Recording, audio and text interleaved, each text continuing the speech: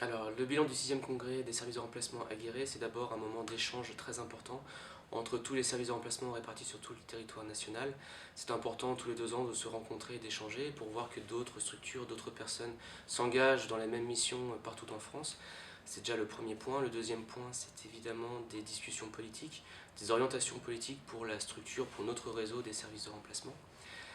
Puisque c'est un congrès, c'est un moment de démocratie très fort, où chacun vient avec ses idées, avec sa perception, avec son historique, son contexte local, pour débattre ensemble d'un sujet commun et dégager des orientations communes. C'est exactement ce qui s'est passé. Nous avons eu des débats très intenses, très argumentés, et qui font la vie et le dynamisme d'une structuration de réseau. Nous avons voté donc notre manifeste qui est le fruit des discussions que nous avons engagées depuis 2 ans et qui sera notre ligne de conduite pour tous les services de remplacement. Alors pour assurer la pérennité des services de remplacement, la première c'est de s'adapter au changement.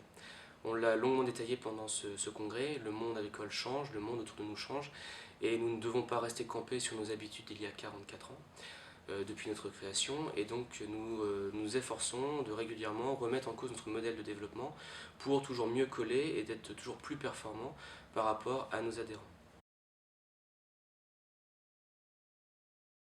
De plus en plus d'agriculteurs veulent une prestation de qualité.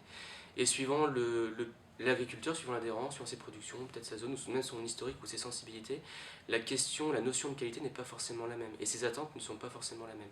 Donc nous avons aujourd'hui détaillé, travaillé, présenté ce qu'est une démarche de qualité pour que chacun puisse rentrer dans son département ou sa région avec voilà, ces quelques notions pour commencer à initier la réflexion.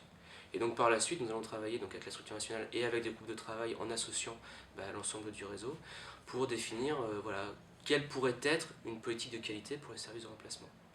Donc on est vraiment qu'à la phase d'information et d'orientation générale, mais absolument pas encore au moment de la phase où on définit les critères et le coût d'une prestation de qualité.